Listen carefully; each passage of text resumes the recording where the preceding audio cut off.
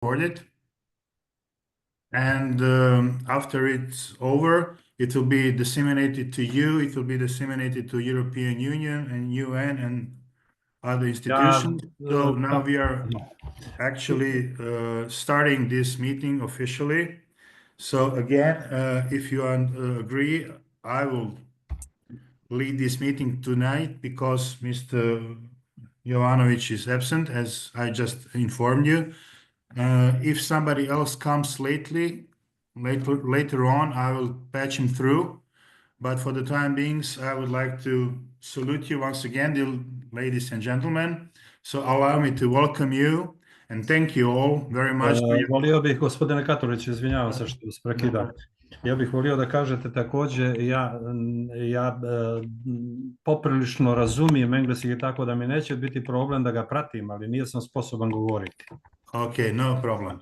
Okay. Mr. Vujovic just wanted to explain that he can understand pretty much everything in English, but it won't be any problem to following our expertise, but he will not be able to participate at this time. So his again text will be presented by Mr. Brajovic. Okay, so here, Mr. Sreten, you are with us and you are following our explanations. Again, thank you very much. This is our first online conference. For those who doesn't know me, my name is Damir Katolic, and I am the president of Croatian Christians Association.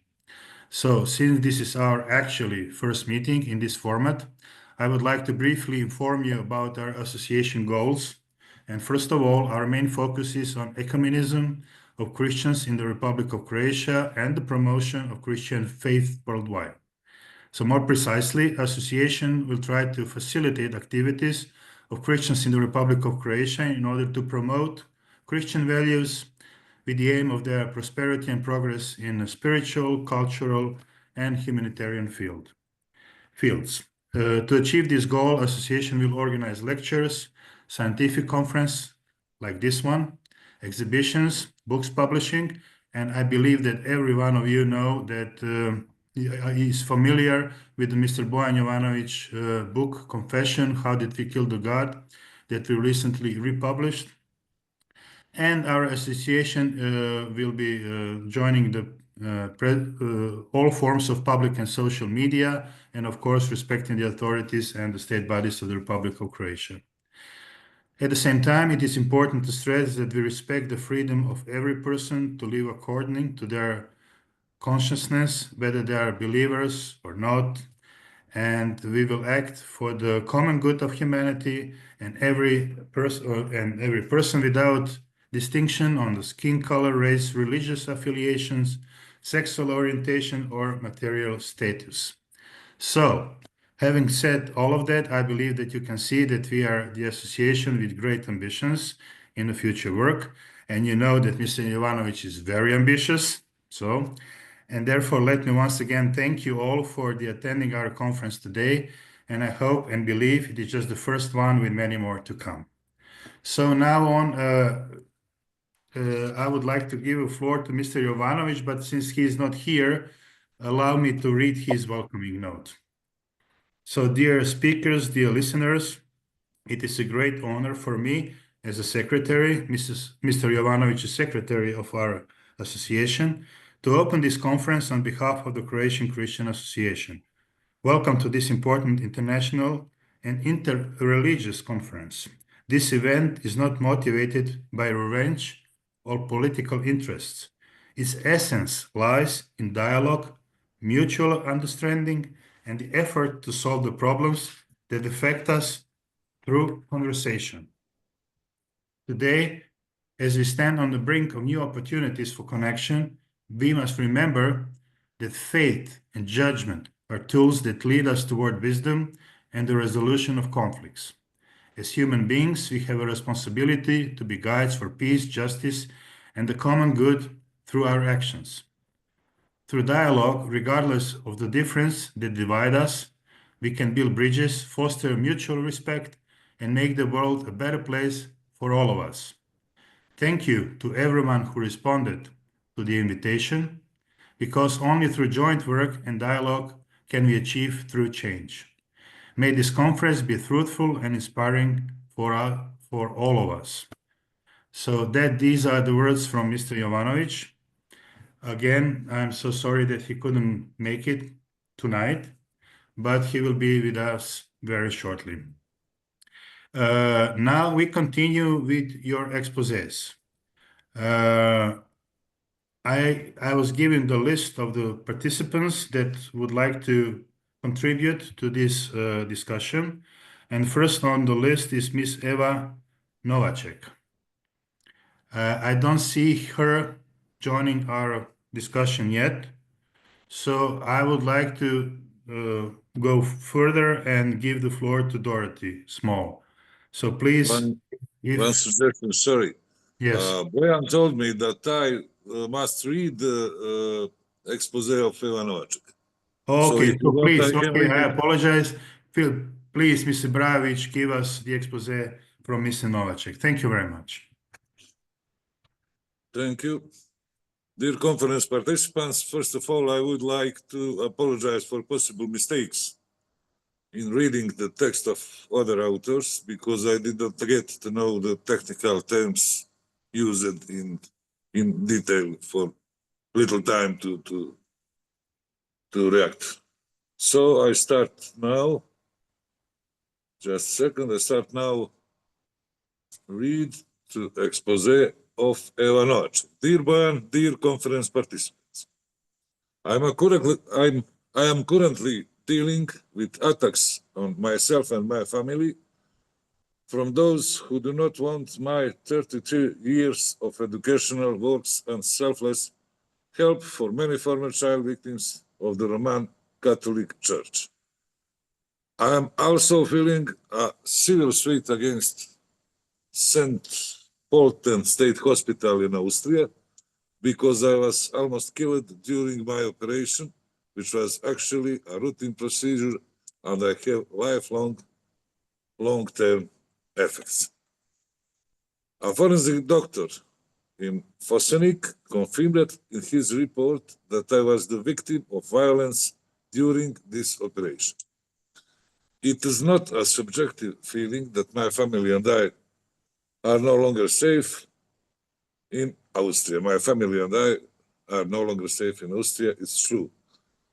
It all started when my son Manuel, who was only 10 years old at that time, told us, his parents, about the rapes he had suffered in Catholic boarding school run by the Catholic school brothers, who also called themselves De La Salle. The court in Austria brought together a hair-raising judicial scandal in this case. Media reported worldwide. Investigation judge dropped our complaint of rape against our son because no indictment was submitted. Every criminal lawyer knows that in criminal law, without exception, only the public prosecutor and the investigating judge may draft the indictment and submit it to the court, and never the victim or their legal guardian. According to this, the Austrian judiciary did everything it could to prevent a trial against Manuel's rapist. Nevertheless, Manuel was legally recognized 4 times by the state as a victim of crimes committed by the Catholic school brothers. But the attack on my now 43 years old son Manuel and thus his family have not stopped since we filed a complaint against this child rapist. Presumably, I was supposed to either die during my operation in 2019 or be disciplined for the Roman Catholic Church so that I would give up uncovering, discussing, and meditating the crimes of the Roman Catholic Church against millions of children around the world. In the trial against the hospital in which I was almost killed, my lawyer is about to drop out despite the best evidence. She said she was not a fighter, and then the court was dismissive and biased in favor of the hospital. People like me who have been fighting for 32 years for justice for all former child victims of the Roman Catholic Church have very little money. Nevertheless, I need to find a very good lawyer in the field of tort law and medical law. Because the Roman Catholic Church wants to criminalize me artificially, there are people who have sued me under criminal law.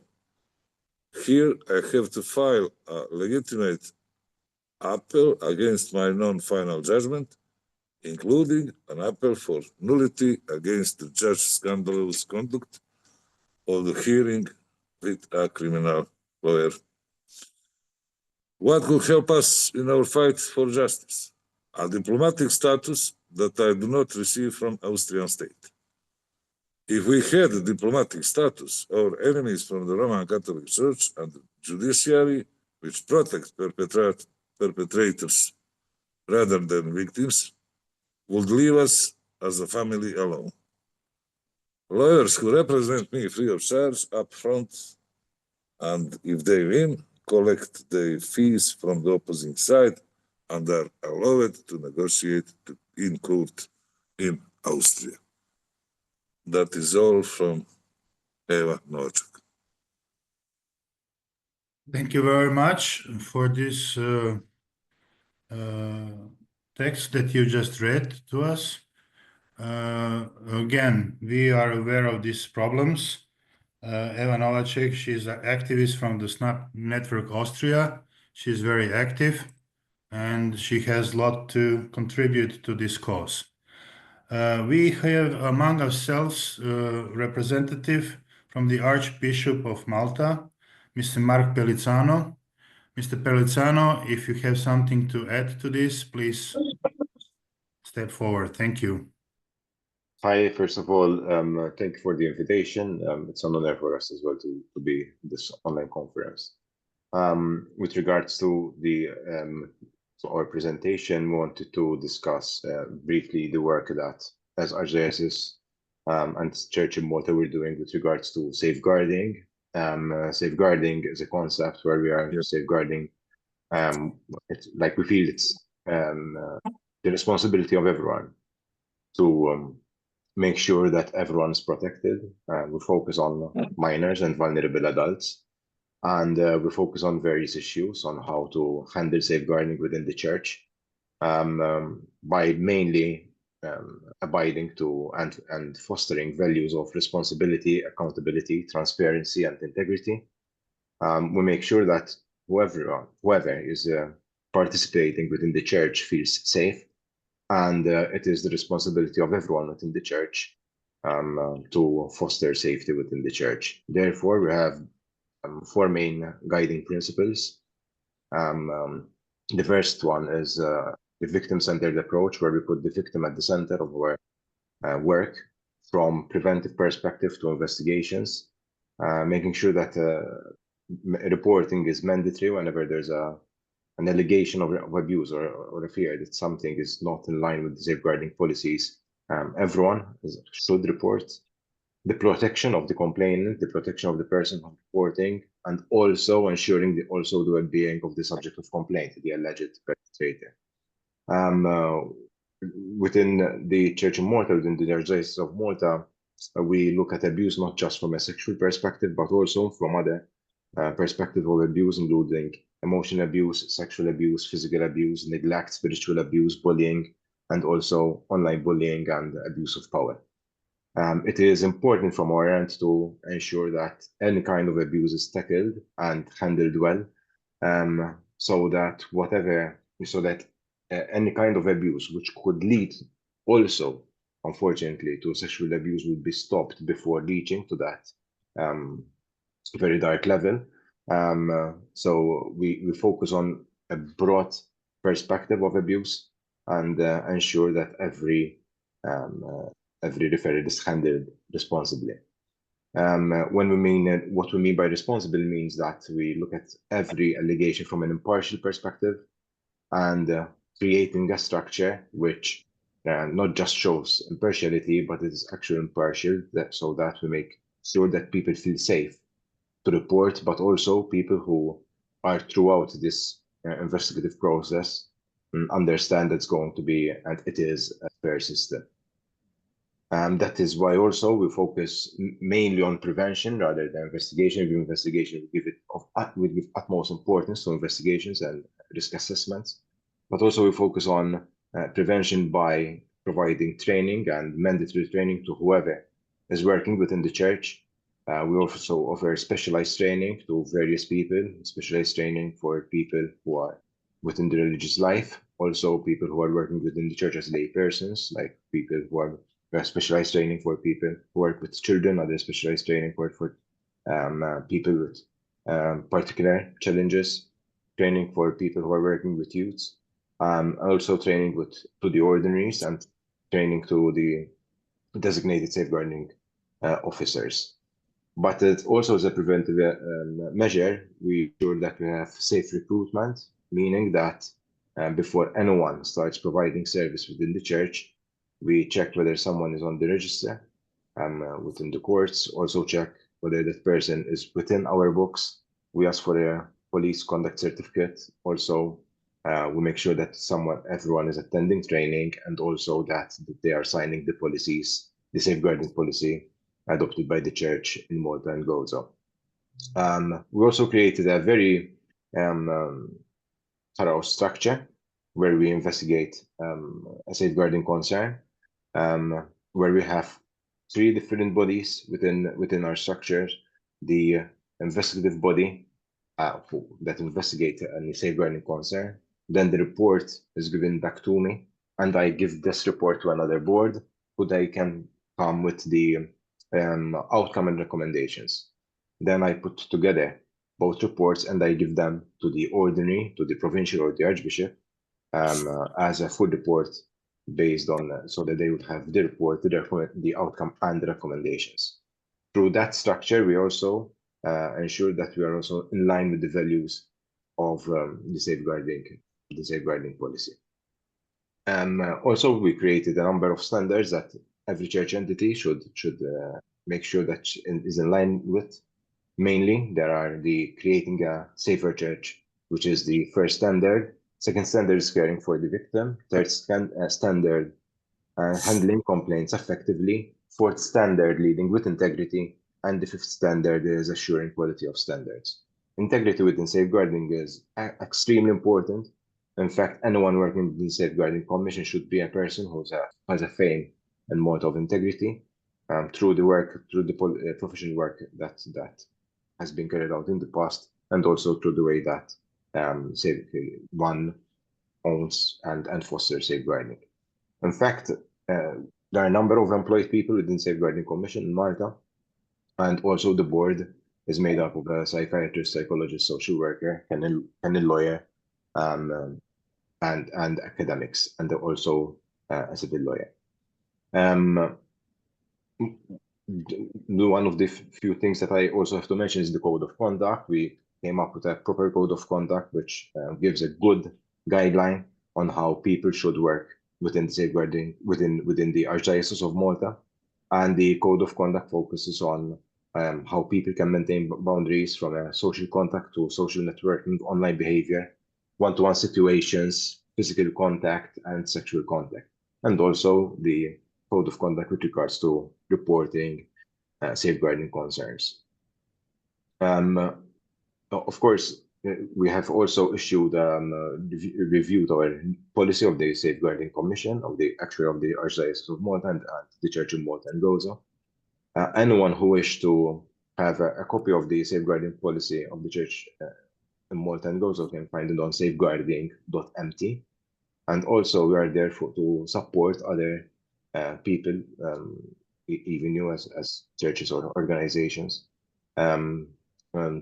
We provide support in drafting safeguarding policies, considering our long history of safeguarding structures, and we can share best knowledge in how to handle safeguarding practices.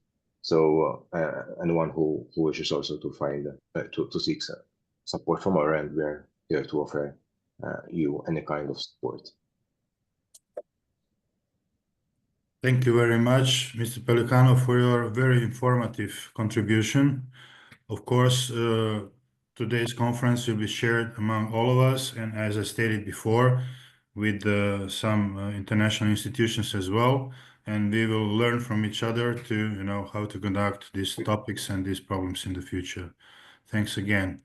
Now I would like to ask Miss Small. Dorothy, could you please enlighten us from your point of view about this subject? Thank you. I thank you very much for your time and your attention and your invitation. I worked in nursing over 40 years. I'm a registered nurse, and I'm now retired. And how I ended up in this endeavor is I was sexually assaulted, abused, raped by a Roman Catholic priest at the age of 60. I am now 70, almost 71. So it happens to the adults as well. And I heard you talk, Mr. Pelicano. Yeah, Pelicano. We talk about safeguards, and one of the issues is there's a vast disparity between reality and the ideal. I mean, we can sit here and peg it and say, yes, if we had safeguards in check, then these things wouldn't happen. But what's happening in reality is it's not working. And in my situation, had those safeguards been working, I wouldn't have been in a position where I would have had to go through the extra trauma of what happens when you report a cleric. It's one thing to go through the situation and across the board. This is for children who finally speak out, and it's rare that a child, when they're abused, will come forward because of the fear and being blamed. So when they do, decades later, as well as adults, the experience is the same. There is fear of being blamed and shamed and repercussions, retaliation. And my experience with abuse and vulnerability, I am a adult child who was sexually, emotionally, and spiritually abused in the two most mandatory institutions that we were introduced to. Number one is the family. So I had familial abuse, sexual abuse, and then in the school. And then, so schools, you have to go.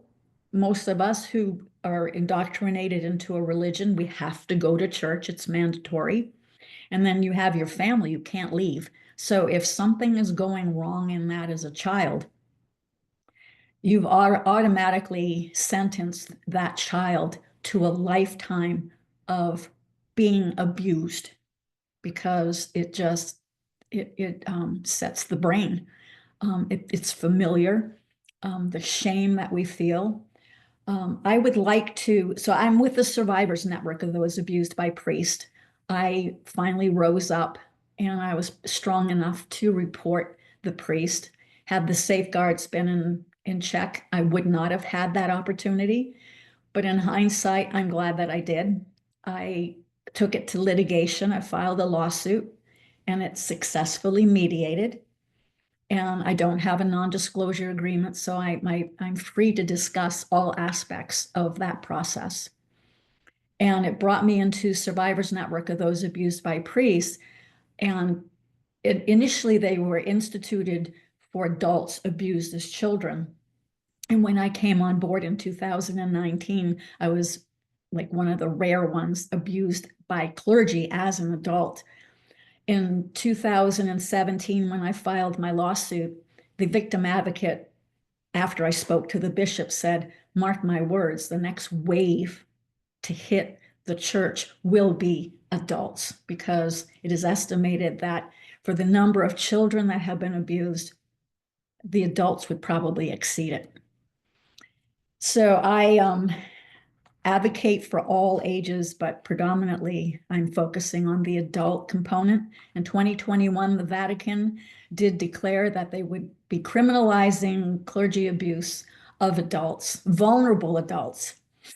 So with that, if I may, I would like to read my expose. I timed it. It takes a little less than 5 minutes, if that's okay. That That's way there, totally okay. Thank you. Just go ahead. that way there I won't miss anything. Pedophilia and abuse of vulnerable adults. How the slaughter of the innocents is perpetrated by silence in the churches and the lack of justice for the victims by lack of accountability for the predators. The church is viewed as a hospital, a sanctuary, a pasture. Abuse of children and vulnerable adults is a global humanitarian crisis. Pedophilia, understandably, is the most grievous crime. There is no question as to their vulnerability. There appears to be debate, however, as to what constitutes adult vulnerability. In both the medical and counseling professions, all ages are viewed as vulnerable under their care. Safeguards are enforced to ensure safety of patients to avoid causing harm to those seeking care. In comparison, the Catholic Church and other religious institutions refer to the church as a field hospital for those seeking spiritual nurturance and healing, in which to seek solace in spiritual care from a world and its problems riddled with the impact of evil and sin. The clergy are Christ's representatives serving as shepherds meant to keep the flock safe. He can be compared to the role of a therapist or physician. The shepherd does not consume the flock. That role is for the predator. Yet when the wolf is dressed as a shepherd in the sanctity of our churches, he is at a marked advantage over the innocents in his care.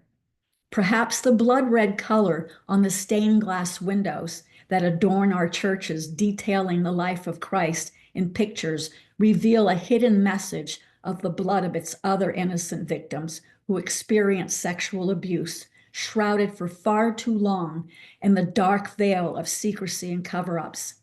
Christ was murdered for speaking truth to power. This slaughter of the innocents ordered by Herod is an analogy for the murder of one's soul, which is at the center of what makes us human. The ramifications for children sexually abused by clergy is detrimental to emotional development due to the impact of the trauma on the developing brain.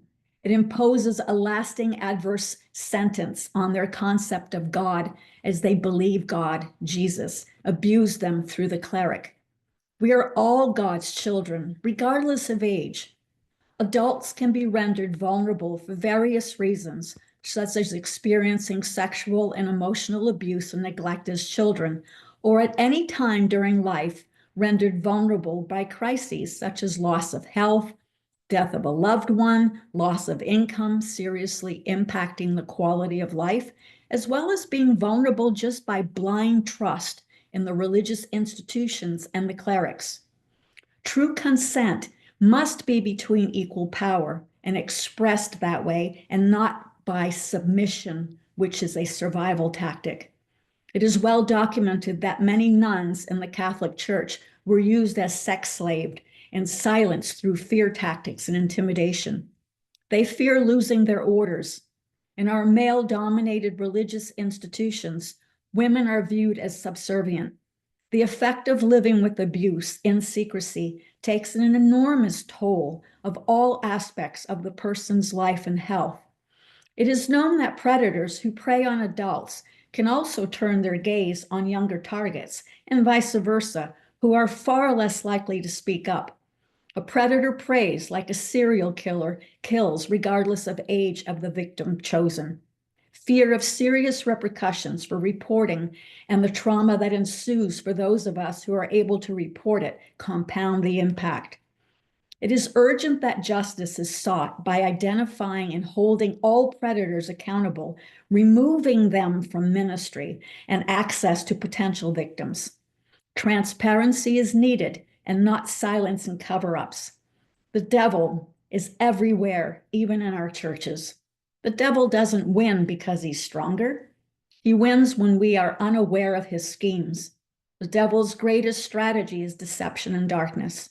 It allows him to gain and maintain control, and it fears exposure. The enemy's power pales in the power of God, which is the greatest power in and truth and transparency. God is truth. Righteousness, truth, and the light of exposure and justice are the weapons to fight the spiritual deceiver seeking to destroy humans whom God lovingly created in his own image, and the churches which represent his care and love for us, helping us reach heaven instead of dragging us to hell and damnation through pedophilia and abuse of all God's children, including adults. Vulnerability knows no age limit. We must not remain silent, which is to be complicit with evil. Each voice is a light bringing illumination into the dark abyss of sexual and spiritual abuse in the most sacred of places. For each of his children who suffer sexual abuse, it is perpetrated onto God himself. We must speak for him as well. And it is devastating. It is, I've had abuse in other places, and it has been estimated that abuse by clerics, whether it's Orthodox Church, Catholic, Episcopalian, Jewish, it doesn't matter. It's all there. It's all Christian. It's all meant to serve God. And that's where we flock when we need help. That's when we might be seeing a therapist, but even then we will take our issues to them to get that spiritual perspective. So transparency, exposure, and removal, because as long as there's humanity, as long as there's man, they'll still find their way into places where they can cause havoc. And that's where the safeguards must come into play. And FBI agents even have a difficult time identifying sociopaths. They're so manipulative, cunning, and baffling. But once they are in and once something is happening, the safeguards are safety in reporting. We shouldn't beat up the people who are speaking up. That's the protection right there. Expose it. Get it out. So that's it. Thank you. Thank you, Mr. Small. Thank you very much for finding the courage and stepping up. I know it's very traumatic about the things that you survived and lived. You had to live through. I also think it's very important to expose all of this, regardless of the church, and that's one of the subjects that we are actually dealing on with here. And you mentioned the psychological help, and we have a very prominent psychologist with us today. Then I would ask Mr. Nedelescu. Mrs. Nedelescu, please, can you give us your insight into these problematics, please? Yes, thank you. I thought I was after Scott, but I can go next if that's okay. I think that it's much more logical that Okay. you pick up on the Mrs. Small, and we will cherish him for the last punch. So Sounds good. So I'm actually a behavioral neuroscientist. I do work with psychologists, including a clinical psychologist, David Pooler, who studies clergy perpetrated sexual abuse. So my name's Hermina Nedelescu, Dr. Hermina Nedelescu. I'm in San Diego, and I would like to present some slides with some data that I have conducted together with Catherine Archer and a couple of others to show you what the situation is on clergy perpetrated sexual abuse. So please let me know if you can see the screen. I can. I don't know if the other people can. I think that it's visible. Yes. Okay. Yes. Thank you. Yeah. Okay. Perfect. Yeah, I see. Okay. Perfect. So my colleague Catherine and I decided to look into the media articles internationally focused on clergy sex abuse cases in the Orthodox Church. So we first, as you know, there's ChatGPT these days. We first turned to ChatGPT to point us to different media articles. We also did regular search in Google. But essentially, we read every single article and were able to pull up at least 207 accused clergy and nearly 833 victims that we have up to date. We have entered phase 2 of our research, which leverages SNAP, Survivors of Those Abused by Priests. It's an organization that supports survivors, and we have met several survivors through SNAP and are able to speak with them and jot down more accused clergy, perpetrators, as well as survivors. We have also started looking at court records. This is phase 3 of our research, where these are lawsuits that have been filed against Orthodox churches by lawyers representing plaintiffs of sexual abuse. So this is all in the public domain. And I am currently writing an IRB protocol to conduct individual interviews. This is our phase 4, where I will be speaking directly to survivors to get more insights into how the abuse happened. And then, of course, there are also plenty of online testimonies that, discuss people who have been abused, and they also name their perpetrators. So with these phases is how we generated our database. And as you know, this is what we focused on. The Orthodox Church is divided into many different jurisdictions that you can see here. These are the Oriental churches, those churches that did not accept the Council of Chalcedon. So, for example, the Coptic Church, when we find survivors within the Coptic Church and perpetrators, we code them accordingly to an ID. Then you have the autocephalous churches, for example, those under the Patriarchate of Constantinople, today's Istanbul, the Orthodox Church of Romania, the Orthodox Church of Bulgaria, and so on, okay? It's important that, so in the United States, most of these churches have a mother church outside of the US. So, for example, the Greek Orthodox Church in the United States is actually under the administration of the Patriarch of Constantinople. So you can see here all of the different churches, including those abroad in Europe, and here it's really international. But what's important is the code, so that we can code them, and I can conduct statistical analysis to see the rate of abuse, essentially. So this is what our database looks like. In column G, we write whether the abuse took place in the United States or not. So 1, US, 2 would mean abroad, and that could be anywhere. It could be in Europe, it could be in Australia. You can see the jurisdiction. You can also see the grand total of victims. Sometimes it's as many as 50 victims. We also put whether it's an adult victim, a child victim, or sometimes it's not reported in the media. You can see we hold the largest database at the moment, and this is all from articles in the media. So you can imagine that this is greatly underreported. What I'm reporting here is just a very small snapshot. I do not have the cases that have not been published in the media or in the court records, or if I have not spoken, or we have not spoken to those survivors. So on the x-axis, you see the year. This is data. This graph is based on the data set from our database that I just showed you. On the y-axis is the victim count. So as you can imagine, in, internet, people started using internet around 1996, 1997. So that's when you're going to expect more of the cases. These are the total cases in our database. We actually have not 738 now, we have 833. We keep adding on and on. We have some reports where the year is not reported, and that's why this is written here, year not reported.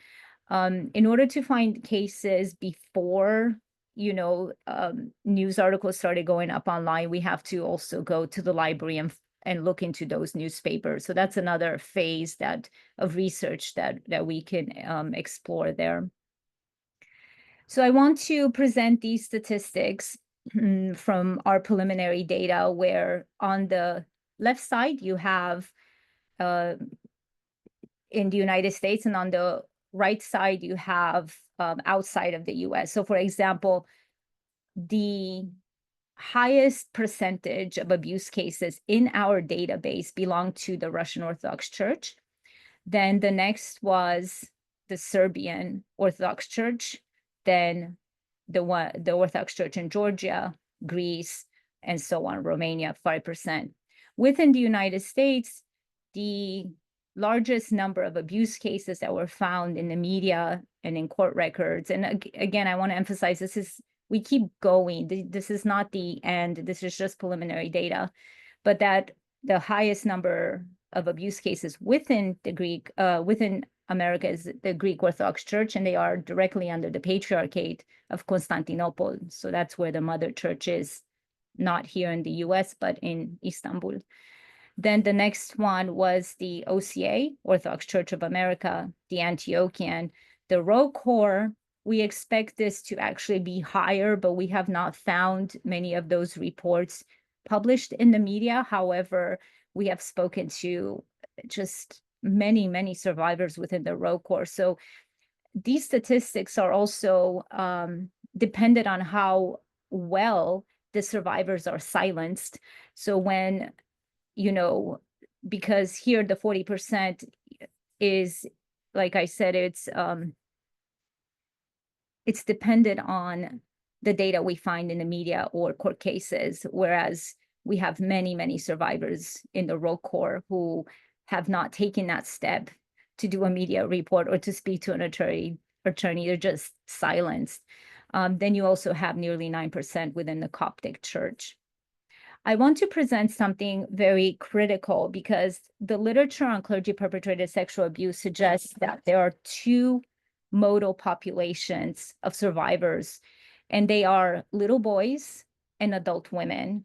And I want to show you how robust, this is in the literature, but our data within the Orthodox context on the international scale, even our preliminary data, shows the exact same pattern, where most of the victims, when it comes to children, are little boys, but when it comes to adults, are women. So just from the preliminary data, you can see, so on the x-axis is going to be the different jurisdictions, the different Orthodox churches, because our Orthodox Church is very divided, as I presented early on. And the gray are the males. So you have this pattern where there are more males when we are looking at child clergy sexual abuse. And that pattern is completely flipped when we begin to look at the females. So you can see here 120 females versus 59 males. This is just preliminary data. So there are these two modal populations. Just want to reemphasize that the majority of children who are abused are little boys, and the majority of victims who are abused in adulthood are women. So I have conducted as I told you, that the data that we have in our database is from the media. And now, as you well know, the majority of cases, abuse cases, don't end up in the media. And so we can do a calculation to try to get an accurate number, okay? And this is how I got to it. Orthodox clergy accused of sexual abuse, in our database currently, we have 207 different Orthodox clergy internationally accused in the media of sexual abuse, assault, rape of children and adults, okay? This is all ages. So victims sexually exploited by clergy, 833. Now the victims who report is about 2 to 5%. It's actually a very small number of victims who report. Those, let's assume that I want to be clear that wrongly accusing clergy is very rare, but let's put this into the calculation to be accurate. Let's say it's 2 to 4% people are making it up, though we know that this is extremely rare.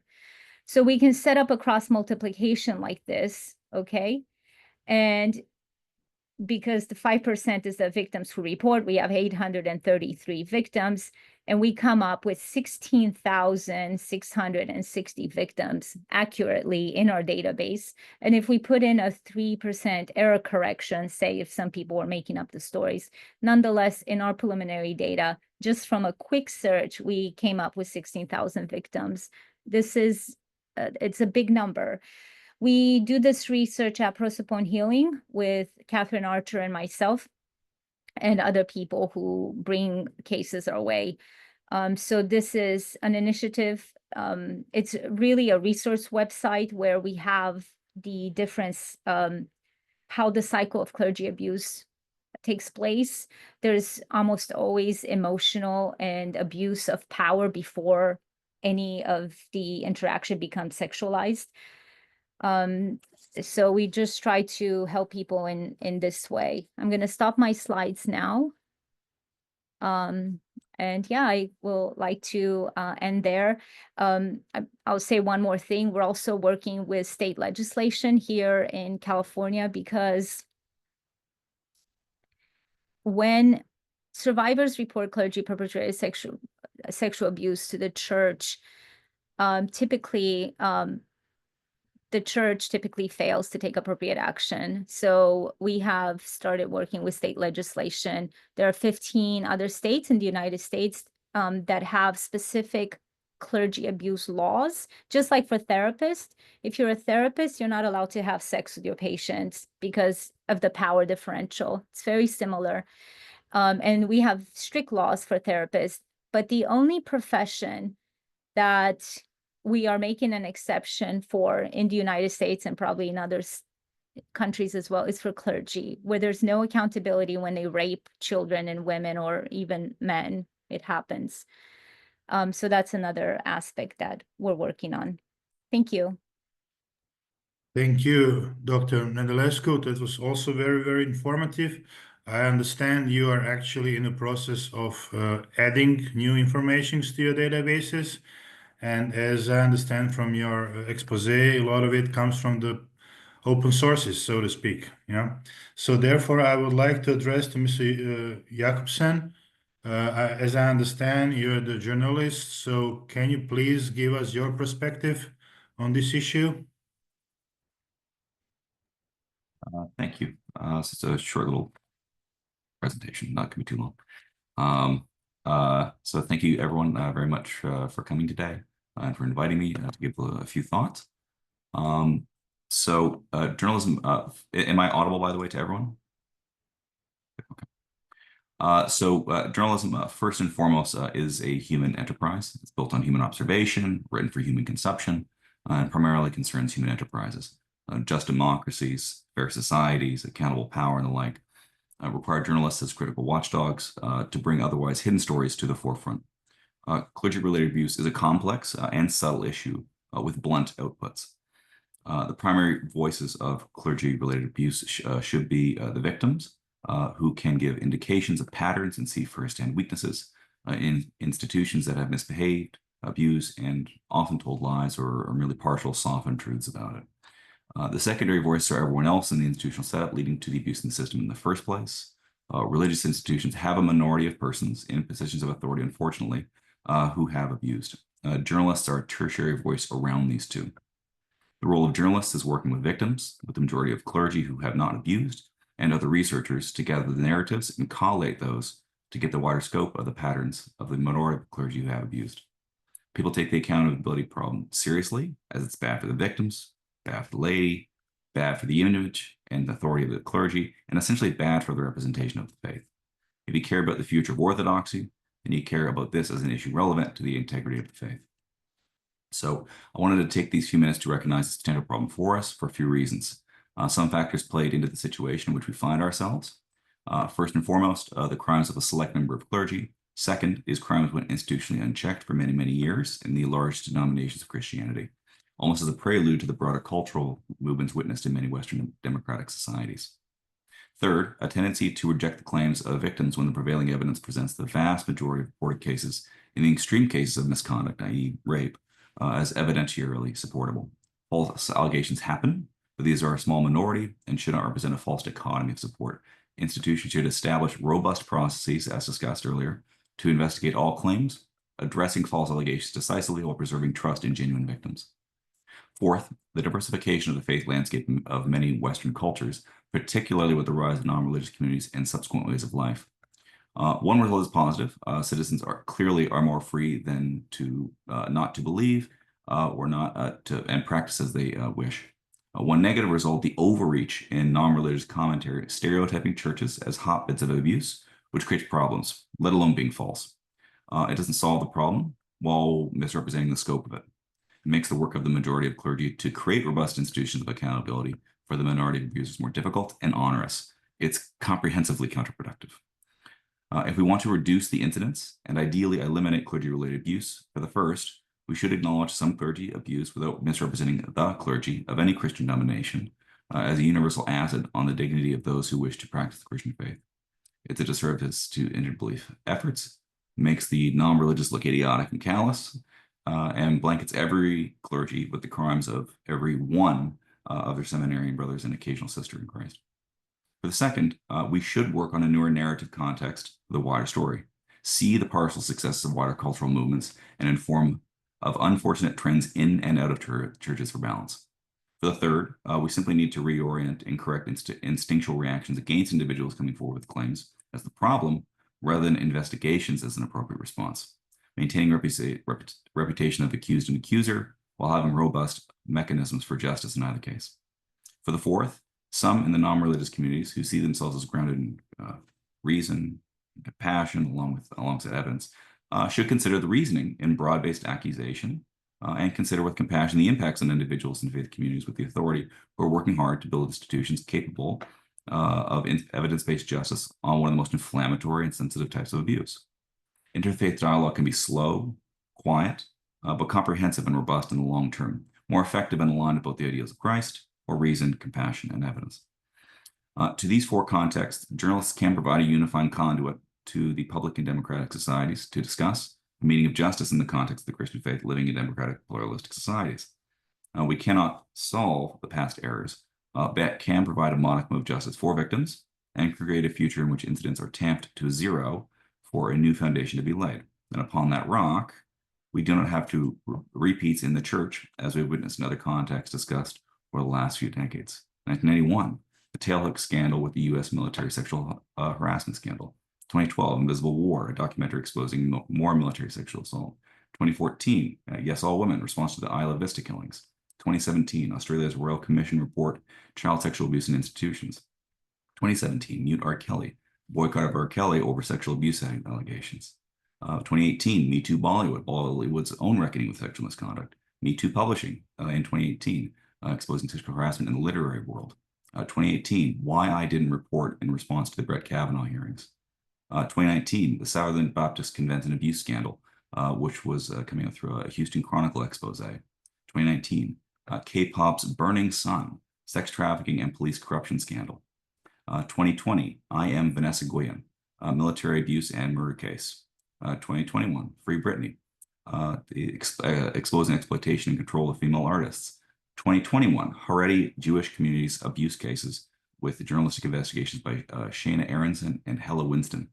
2002 to present, Catholic Church sexual abuse crisis with the Boston Globe Spotlight investigation.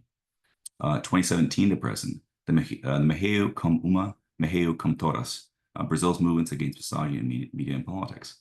2020 to present, Me Too gymnastics, Larry Nassar's abuse in U.S. gymnastics. 2020 to present, Say Her Name, Black women and LGBTQ plus victims of police violence.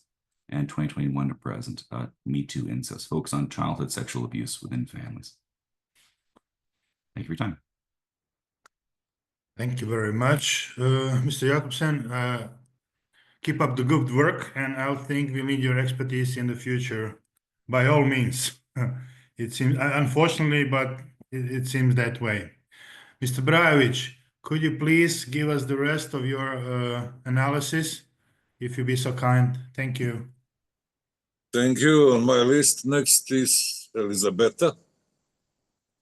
I don't know her name because Bojan not sent me, but if I may jump in, Elisabetta Parajic, she is a psychologist and theologist from Niš, Serbia. thank you very much. So Elisabetta wrote, "Dear ladies and gentlemen, let me note that when my twin and I had finally found the strength to present the competent bishop our experience of sexual abuse during the preparation for First Communion by the then Catholic priest in Niš, Niš is a city in Serbia. We were shocked by his appeal not to report the case because the person in question was a prominent member of his religious community, as well as the completely absurd blackmail. Sign that you are members of the Catholic Church and you will be provided with all psychological and other assistance.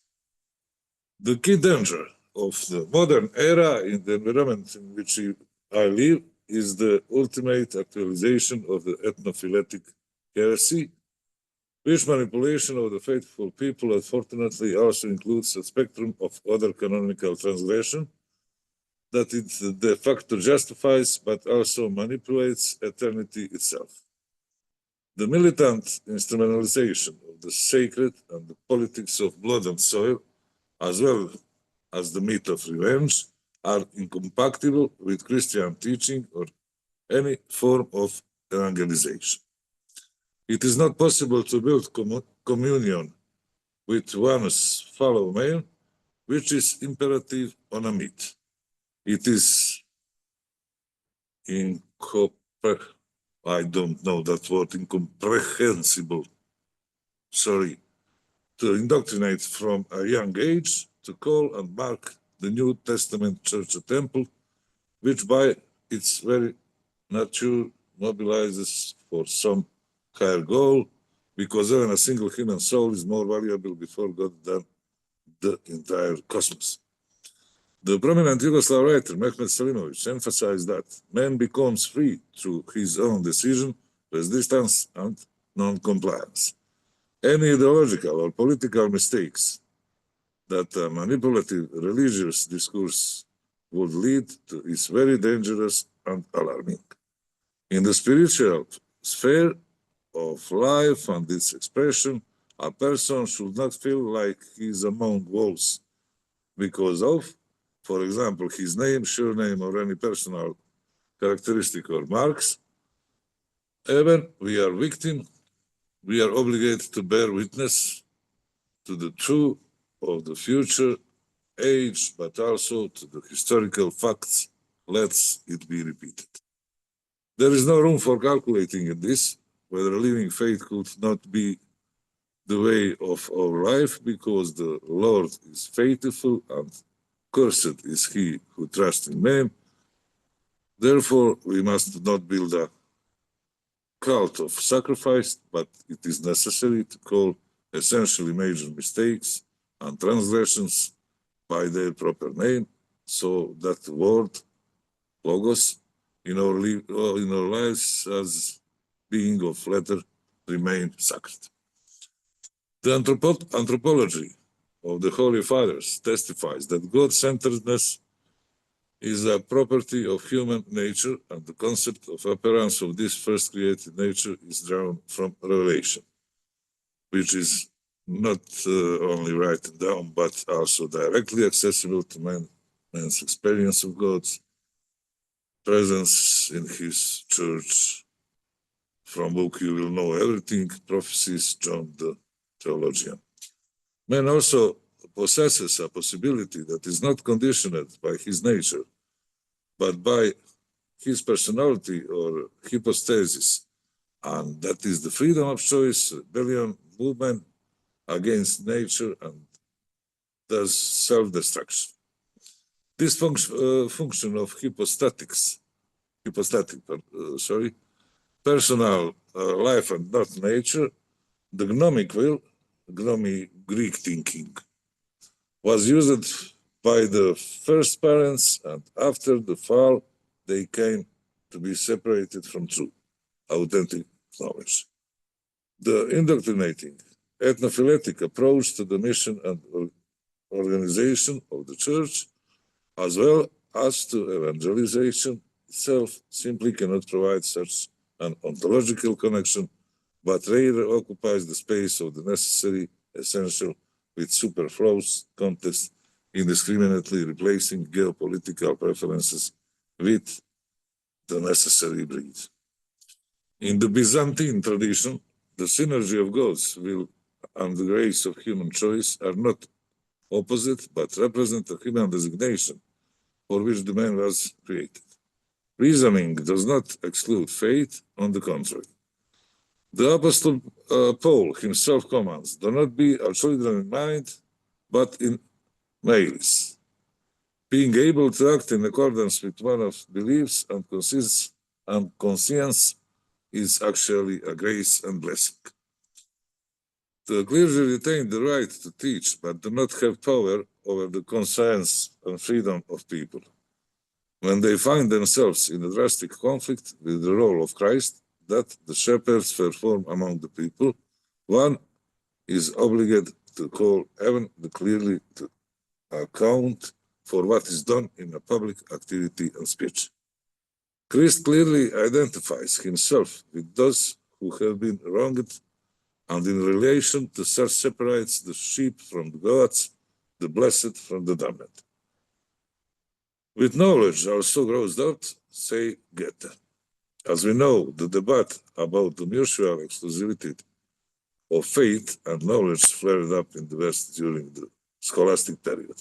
It should be borne in mind that the spread of ancient translations that were brought to Western civilization by the Arabs from the time of Charlemagne caused the Renaissance cultural period as a response of civilization to everything that Byzantine culture did not find worth transmitting within the framework of ancient historical heritage continuity for the sake of human true and adherence.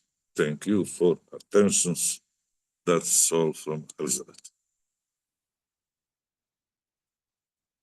Thank you very much for presenting Elizabeth's paper. I understand that you have two more, if I'm not mistaken. Yes. So could you please use your time and give us the rest of it, please? Yes, I have two from my friend Sreten Vujovic, from Catherine and mine discussion. Okay, I suggest that now will be Sreten Vujovic next week, if you agree. Okay, would you like me to read it or can you read it? Well, if you can, then you make me favor because I'm tired a little bit. Okay, No. so allow me then to represent Mr. Vujovic paper, Faith and Reasoning. Ja sam već rekao, ja bih mogao da čitam na talijanskom ili na njemačkom, ali na engleskom ne mogu. Ja to ne mogu. Tako da je bilo dogovoreno da organizator nađe nekoga ko će da pročita moj referat. Okay. Non sono capace di leggerlo in lingua inglese. No problem. Mr. Vujovic has again expressed his sorry that he cannot speak in English. He can speak in Italian. So I will read. German, Can you understand Italian? Yeah, and I can translate in Italian as well if you need that later to English. Gospodin Katolić će pročitat na engleskom. Okay, then I will read it in English. Maybe it's faster this way. So, ladies and gentlemen, esteemed participants of the conference, reflecting on the theme of this gathering, I could not escape the impression that faith is not always the path to personal liberation, nor a path to sound reasoning and behavior. Numerous church scandals point to this, the most glaring among them being those involving the abuse of ecclesiastical power, whether for political purposes or for the satisfaction of the most primitive urges, including sexual abuse and pedophilia. In this regard, Father Bojan Jovanovic is engaged in what I could call a Don Juan struggle, which has finally been crowned with his harrowing yet truthful book, How We Killed God. Blessed are the poor in spirit, for theirs is the kingdom of heaven. This is not an apocalyptical statement or an expression of madness, but a message of liberation. All human weaknesses lie in the spiritual sphere. They do not exist in the material world unless we, on the fragile and never fully realized path of knowledge, bring them there with our own spirit. However, no form of power or social dominance is primarily based on the spiritual, but rather on the material. The spiritual component is, at best, a decorative and melancholy companion. And here arises the need for subjugation, which is not merely a pleasure, but becomes an instrument of domination, in which any form of unreasonable judgment is declared heretical or aesthetic behavior. Subjugation as a pleasure does not represent an internal drive towards such a state, but is merely a sign of hysterical and psychological factual condition. This need implies finding arguments to justify the desire of the gratification of the desire for submission. Such a situation always justifies actors outside the religious sphere with problematic actions appear to them as necessary or inevitable. Psychologically, these needs can differ in their goals.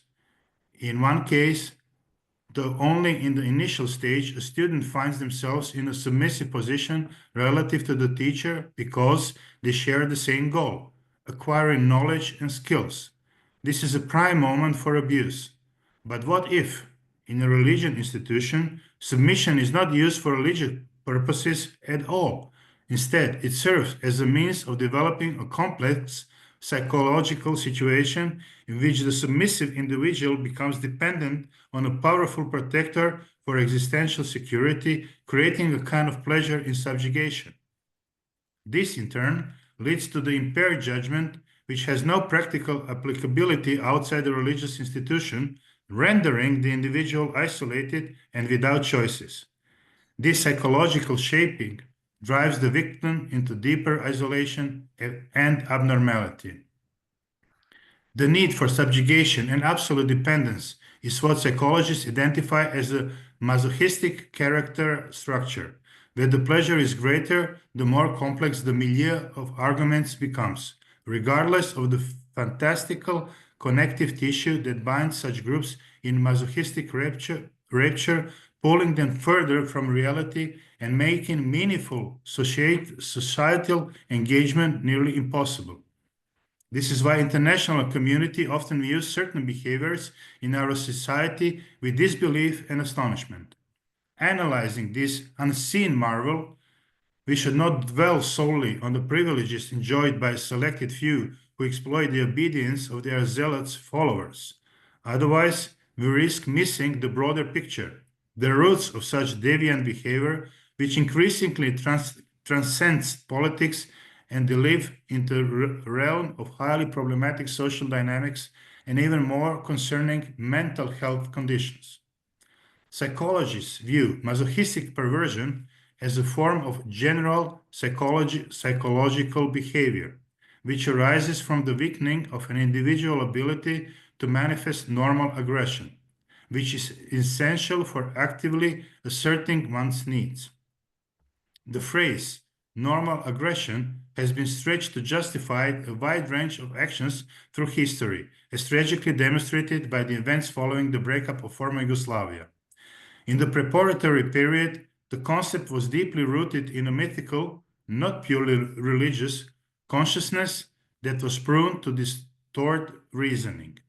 It became so elastic that it justified aggressive tendencies, even leading to mass atrocities.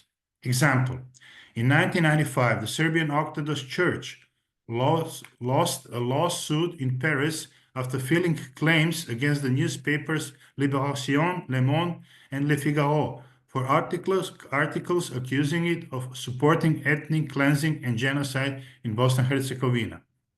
This kind of aggression escalated into mass hysteria in early 1990s and persisted until it was curbed by NATO military intervention. However, it did not disappear psychologically. Its drive for self-realization can still be seen in the need for self-punishment, servitude, and submissiveness, or in the political, religious, masochistic perversions, which, despite its unhealthy gratifications, brings significant material benefits to individuals within religious communities.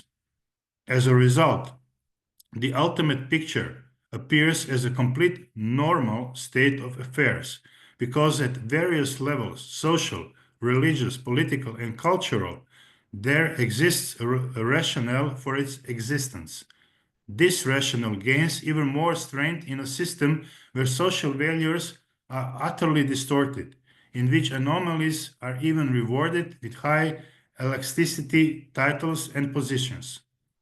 Sometimes we reluctantly witness amid open church-related sexual and pedophilic scandals, which rarely shock the public anymore. However, we must be cautious when seeking only masochistic elements in such a behavior, because it also contains sadistic elements. Masochism involves renouncing personal happiness, suffering, and enduring pain to the point where it brings pleasure. Sadism, on the other hand, has the opposite goal, making someone a subject of one's own will and absolute control, coercing them into suffering, which in turn brings satisfaction to the sadist. This kind of relationship leads to tragic outcomes, as in the case of seminary student Milić Blažinović, whose tragic fate was described by Father Bojan Jovanović in his book, How We Killed God. Totalitarian societies, unfortunately, including those influenced by clerical nationalist movements, as seen in Montenegro in recent years, are fertile ground for such sadomasochistic tendencies. They cultivate and satisfy needs based on such emotional tendencies, which, according to psychologists, correlate with the weakened and absence of heterosexual identity. Such societies, whether religious or secular, create a sense of protection, security, and self-sufficiency within which resistance is nearly absent, except in episodic cases. Eventually, they project their own distortion onto centers of power. How do we decontaminate or heal the diseased social fabric, which has already begun to feel comfortable in this horror and perceives it as a natural state of affairs? How do we counteract an indifferent societal stance that allows such behavior to gain full political and legal legitimacy? I will conclude by saying that the Christian communities, we will be taken more seriously if we approach this and other issues with greater seriousness and organization. If we are recognized, though, our actions as a respectable force that could bring our unfortunate situation to a state in which faith truly becomes a path to personal liberation based on the Christian goodwill and understanding. In this process, reasoning must never be called into the question, for the Almighty has granted us the great gift of deciding our own destiny based on Christian values. To realize all this in the right way, the foundations must be pure and entirely healthy. Thank you. Okay, that was the contribution from Mr. Vujović. By the way, Mr. Vujović is a member of the Academy of Sciences of the Montenegro. He's well-esteemed scholar in Montenegro, and he deals with this subject for a long time. Again, Mr. Brajović, could you please then give us your personal address to this meeting? Yes, I have my personal and from Catherine Archer. Maybe first Catherine, because it's okay. Not so So long. these two, yes. Okay. Now we are in the second hour of our meeting, so please continue. Thank you. So this is a letter from Catherine Archer. Dear committee members, Cross upon Healing is in support of bringing awareness and education to the issue of clergy abuse within Orthodox Church. In 2024, Dr. Hermina Nedalescu and I began studying and documenting media reports of clergy perpetrated sexual abuse within the Orthodox Church. The same methodology was utilized by Jenny Miller in the United States in 1992 to bring awareness to the reality of clergy sexual abuse in the Catholic Church. Knowing that there has been little focus on abuse cases within the Orthodox Church, we started the database in an effort to bring attention to this very serious issue. Our database currently contains 204 abusive clergy and 760 victims. This number are very low, given that we only just started compiling our database and most victims do not report. However, the numbers indicated a very serious problem. The Orthodox Church has 1,000 years of shared history with Catholic Church prior to the split between the Eastern and Latin Church, and has a hierarchical clerical structure. Although there has been media coverage of the Catholic sexual abuse crisis, abuses in Orthodox Church have not received appropriate attention. In some cases, we found media reports that wrongly classified reports of abusive Orthodox clergy as a Catholic priest. We came across cases of accused Orthodox clergy reportedly being transferred between Orthodox Church and even between jurisdictions. It's not enough to notify church hierarchy of this failing. The civil authorities must intervene. Clergy perpetrates abuse is trauma that causes lifelong wounds. The impact on individuals, families, and broader communities is only beginning to be understood. The civil authorities must understand the devastating impact of clergy abuse and conduct formal inquiries and investigation, thereby ensuring accountability, transparency, and justice for survivors. Sincerely, Catherine Archer. Thank you very much for Catherine's speech. And that leaves us just with your speech then, please. Thank you. I also read it because I'm a little bit tired, you know. Yeah, okay, I'm sorry. I'm sorry. Dear ladies and gentlemen, I'm extremely pleased to take part in this conference. I convey my greetings from Cetinje, Montenegro, which is perhaps the most extreme example in the region today, how faith and the right to prove one's religion can turn into some kind of fundamentalist. First, I am ethnic Montenegrin, supporter of the Montenegrin Orthodox Church, and I want to dedicate a few words to my clear determination that the rights to prove one's religion belongs to the corpus of basic human rights guaranteed by the Universal Declaration of Human Rights, Article 18, and the European Convention of Human Rights, Article 9, among other international documents. When you look at the situation in Montenegro from the outside, everything looks ideal. Nevertheless, before the eyes of Europe, an attempt is being made to assimilate the Montenegrin people and incorporate them in the Serbian National Corps. Here, I want to tell a few words about Bojan and his book. We have heard inspiring discussion, honest confession until now, but I'm here to present to you a point of view related to general human rights as well as the use of religion for political purpose. When we were promoting Bojan's book, Confession of How We Killed God in Cetinje, I sat at the conference table. No one in the audience knew what the subject was covered in the book. When Bojan started to tell his experience, I watched people face change from curiosity to astonishment. Some were crying. Perhaps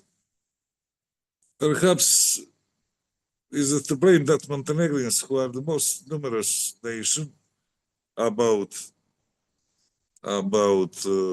assimilation which is happening now in Montenegro.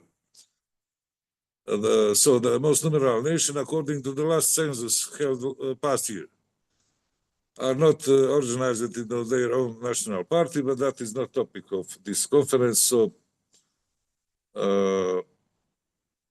interpretation of the results of the census is a matter of statistics, but also of ethical intent, because we have justified criticism that the results of the census make it clear that Montenegrins are the majority, above 50% in Montenegro, which is not a problem because ethnic Montenegrins are the most stubborn ones, see Montenegro in the future as a state of equal citizen and not as a national state.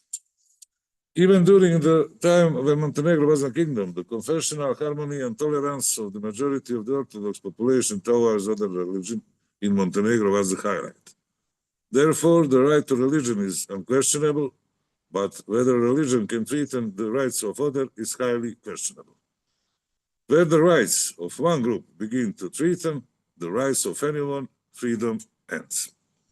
This is exactly what is happening in Montenegro. And in order to fully explain my thesis, I have to back in time a little bit historic, not more.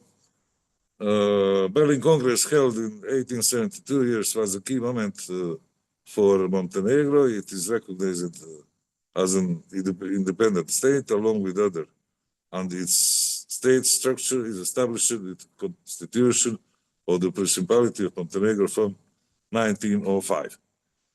In 1980, Montenegro was enslaved by Serbia, and the Montenegrin church was extinguished and merged with Serbian church. Today, the Church of Serbia, known as the Serbian Orthodox Church, is the transmitter and guardian of the ideology that ignited the former Yugoslavia in the 90s, and these basic elements are: all Serbs should live in one state, Serbs are threatened. The story of what is current today in Montenegro begins in 1989 with Amfilohije Radović becoming the head of the Serbian Orthodox Church in Montenegro. An analysis of the census in Montenegro from then to today shows that the number of people who identify themselves as Serbs has risen from 3 to 30%. It is obvious that this is a special assimilation war that Serbian Orthodox Church is doing on the ground. The blame for this assimilation also lies with the government at that time, which knew what was happening but did not want to stand in the way of it. However, since the change of the multi-decade government in Montenegro that took place in 20 years, the story is moving in a different direction, burning flow. In parliamentary election, with the help of voters from the surrounding area who illegally have Montenegrin citizenship, power is won by a majority whose spiritus movens was the Serbian Orthodox Church. From then until today, governments change, but not the constituents of the government, which make its nature, regardless of the sweet talk about effort to enter the European Union, what it really is: installed nationalist, great Serbia determined to assimilate the Montenegrins and the end of its plan, and preferably to eliminate Montenegro as a state. This is exactly what's happening now and in front of the eyes of the world. If you follow a situation in Montenegro, no one from other confession, Muslims, Catholics, disputes anyone's rights. Only the Serbian Orthodox Church deals with erasing and appropriating the history of Montenegrins. They know how to humiliate other peoples in Montenegro from time to time, but Montenegrins almost every day. Instead of preaching faith, they are an extension of the nationalist assimilation project that began at the early 90s and continues today. All this is part of the agenda that was written a long time ago and is called Načrtanje, and they are working according to that agenda. Their leader, Joannikije, periodically sends messages that offend the feelings of ethnic Montenegrins, and These are the people whose ancestors built the religious buildings that today have been occupied by the Serbian Orthodox Church, claiming them as their own. And now we come to the thesis from the beginning of my address, which is, how much freedom does religion have? That is, we come to the conclusion that the right to proofs one's religion can be limited when it starts to threaten the rights of other of the public or public interest. For example, if religious practice is used for discrimination, hate speech, or violence against others. There we have the example of the former head of Serbian Orthodox Church in Montenegro, whose name was Amfilohije, who was convicted in the first instance for hate speech in 2012 year. His statements about Muslims and Catholics were very offensive. The current head of the Church of Serbia Montenegro is under investigation by the special state prosecutor because of documents provided by Mr. Bojan Jovanović, given in the book How We Killed the God, specifically because of covering up pedophilia and ever more serious charges. This case is getting more difficult, and who knows, it will get its epilogue ever. Conclusion. The Constitution of Montenegro 1915 clearly defines the status of Montenegrin Orthodox Church. I quote, Montenegrin Church is autocephalous.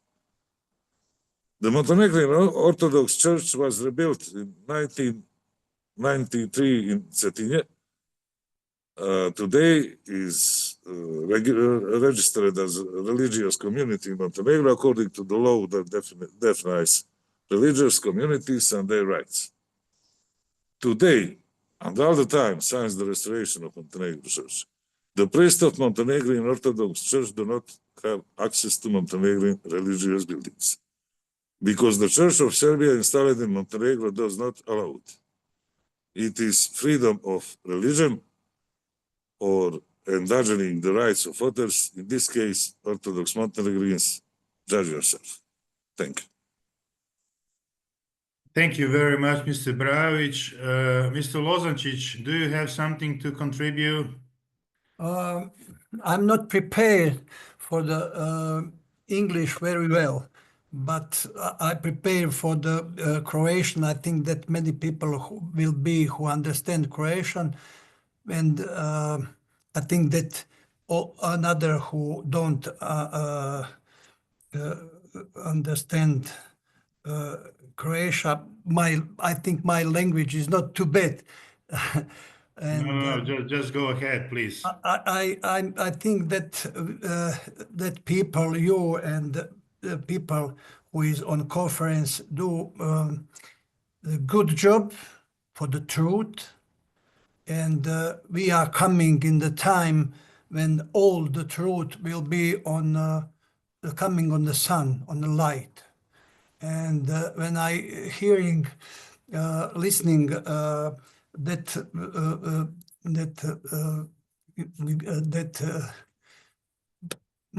people or the girl that she says that was 16 when she's raped, and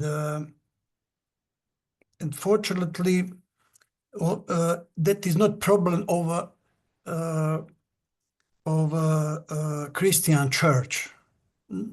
It's not matter it is Catholic, Orthodox, or Anglican church, but I think that we have a big problem on the earth, all the earth, in all the country, the same problem.